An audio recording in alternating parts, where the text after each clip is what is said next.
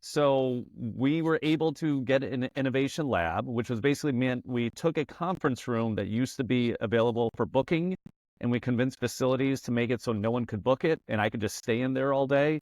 But we had no furniture. We wanted to make it look different and all this stuff. So what I did, and PayPal has a beautiful campus where I was based in San Jose, and there's TVs laying around. There's stuff if you just go looking. And I just went around at night, kind of scoped out things, and I just started wheeling stuff to the conference room that I didn't think was being used. And there was a huge monitor I was able to claim, some really nice couches, all this. It was all the hand-me-down stuff, or dare I say, stolen stuff that we were able to find that we're able to put to good use in there. This actually reminds me of how I was at my first company. I would literally email people and I would say to them, like, do you have a lamp? Do you have pens? Like, we will take stationery, furniture, like what you got. And, Yeah. especially people who are working in really large corporates, they'll be like, yeah, sure. Like, we're about to get rid of these really fancy new chairs because, they're now 6 months old.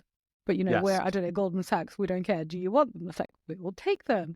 And I Yeah. think, obviously at the time, I was kind of like, oh, it's so humiliating that I have to do this. But innovation only thrives when you have constraint. And I Yes. think, I wanted to start here because I know that there are founders and there are corporate innovators listening to this. And I know that everybody thinks if we just had more money, then this problem wouldn't be solved. If we just had more money, then everything would be okay. And I think sometimes that's the case, but less often than people think. So, what's your experience? Oh, absolutely. I mean, look, I think money makes things easier, at least in your mind. It makes things easier, like, oh, only if I had it. Because look, I was saying the exact same thing when I started as well. I'm like, hey, I need money to do this.